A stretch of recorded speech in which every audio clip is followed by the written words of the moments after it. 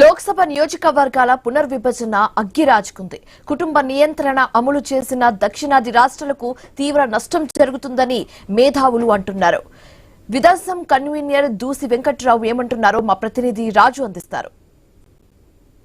Limitation కి సంబంధించి కూడా పార్లమెంట్ లో వివాదం కొనసాగుతుంది. ఒకవైపు బీజేపీ, మరోవైపు కాంగ్రెస్ తమ వాదనలు అయితే వినిపిస్తున్నాయి.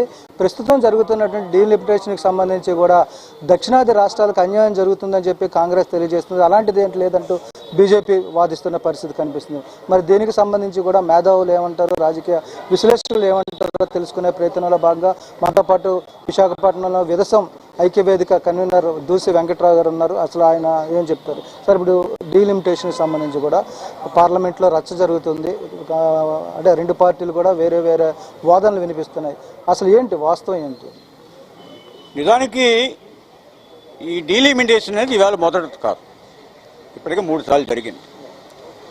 దీని ఫార్ములా ఏంటంటే జనాభా ప్రాతిపదిక మీదే సీట్లు పెంచుకోవడం అనేది జరిగింది. 71లో జరిగింది. మళ్ళీ మొన్న కేవలం సర్దుబాటు చేశారు, సీట్లు పెంచలేదు. ఇప్పుడు సీట్లు పెంచుతున్నారు. అయితే ప్రభుత్వం జనాభా నియంత్రణకి చేయాలని చెప్పి చాలా ఇబ్బంది పెట్టింది. మీకు తెలుసు, ఫ్యామిలీ ప్లానింగ్లో సంజయ్ గాంధీ ఏం చేశాడో మనం అందరం చూసాం. అయితే అది మంచిగా మనం అందరం ఆచరించాం. 2 బిడ్డలు ముద్దు అని చెప్పి జనాభా నియంత్రణకి అవేర్నెస్లో సదరన్ స్టేట్స్ అగ్రభాగాన్ని ఉన్నాయి. అంటే కేంద్రం ఆదేశించినటువంటి సూత్రాన్ని సదరన్ స్టేట్స్ చూసా చెప్పకుండా పాటించాయి. మరి ఈవేళ డీలిమిటేషన్లో సీట్ల పెంపకానికి వచ్చేసరికి కేంద్రం ఆదేశాలు పాటించకుండా పేదరికాన్ని పెంచే దిశగా, ఆర్థిక భారాన్ని పెంచే దిశగా జనాభా పెరుగుదలకి దోహదం చేసినటువంటి వాళ్ళేమో రాజకీయ లబ్ధి పొందడానికి ఆ ఫార్ములా ఉపయోగపడుతుంది. రాష్ట్రాల్లో జరుగుతున్న అసెంబ్లీలో మహిళల ఓట్లు కూలగొట్టడం కోసం ఈ పథకానికి తెరలేపినారు మోడీ గారు. ఇది గమనించింది కాంగ్రెస్. డీలిమిటేషన్ జరిగితే దీన్ని 2029 నుంచి ఇంప్లిమెంట్ చేస్తే 33% రిజర్వేషన్ కూడా అప్పటి నుండి అమలు చేస్తాం అనడం వల్ల ఎవరికి ప్రయోజనం? 33% రిజర్వేషన్ అమలు జరపడానికి సంబంధించి గత 30 ఏళ్ళుగా అందరం దెబ్బలాడుతున్నాం. మంచిది, స్వాగతించాల్సిందే. కానీ పాయింట్ అలా డీలిమిటేషన్లో ఏ రాష్ట్రానికి అన్యాయం జరగకూడదు. జరగని విధంగా డీలిమిటేషన్ చేయండి. ఫార్ములా చెప్పండి. మీరు ఎజెండా పెట్టేటప్పుడు మీ ఫార్ములా కూడా చెప్పండి. సభలో మేము ఏదో ప్రవేశపెడతామంటే ఆ చర్చకి, ఆలోచనకి, ఇంటర్నల్ చర్చకి అవకాశం ఉండాలి కదా అనేది ప్రతిపక్షాల వాదన. అయితే సరే, మీరు ఎలాగో నన్ను ప్రశ్న అడిగారు, ఈ సందర్భంగా మా అభిప్రాయం కూడా చెప్పాలి. ఇదే సందర్భంలో దళితుల రిజర్వేషన్లు కూడా ఒక మాట భారత ప్రభుత్వానికి, ప్రజలకి చెప్పాల్సినటువంటి తగిన సమయం అని చెప్పి నేను భావిస్తున్నాను. అంటే ఇప్పుడు మీ రిజర్వేషన్కి సంబంధించి, అంటే ఎస్సీ ఎస్టీ రిజర్వేషన్కి సంబంధించి కూడా డీలిమిటేషన్లో ఎలాంటి ప్రాధాన్యత ఉండబోతుంది? ఇప్పటి వరకు ఉన్నటువంటి సమాచారం అంటే మీరేం డిమాండ్ చేస్తారు? డీలిమిటేషన్ ద్వారా ఎస్సీ ఎస్టీలకి లాభ నష్టాలు అయితే ఏమీ లేవు.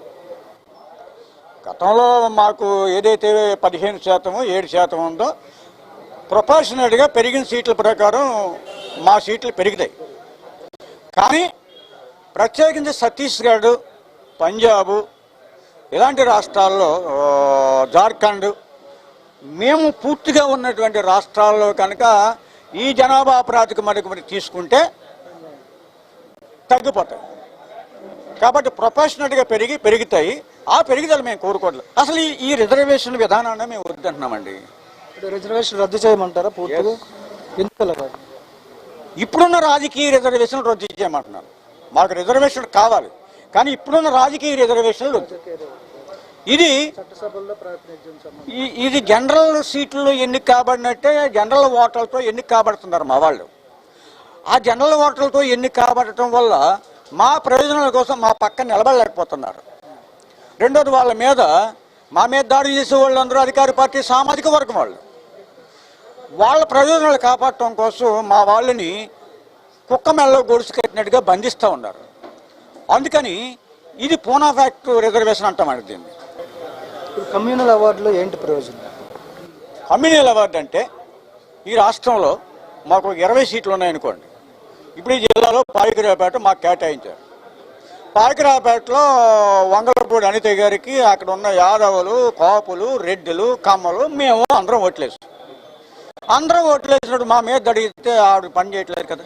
కాబట్టి విశాఖపట్నం జిల్లాను ఒక యూనిట్గా తీసి ఒక నియోజకవర్గం అని, ఈ జిల్లా మొత్తం మీద ఎక్కడైతే దళితులు ఉన్నారో వాళ్ళందరూ ఓట్లు, మీ పేరేం పేరు, రాజు గారికి ఓట్లేస్తాం.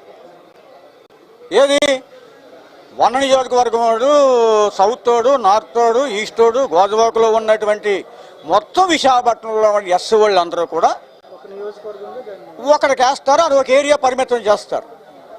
అతను మా ఓట్లతోనే గెలుస్తాడు, ఇతరులు ఓట్లేరు. అలాగే మా నియోజకవర్గంలో ఇంకొక ఆయన రవి నిలబడతారు కదా, ఆయన ఓ పార్టీ కదా, ఆ పార్టీకి మేము ఓటేస్తాం. Thank you.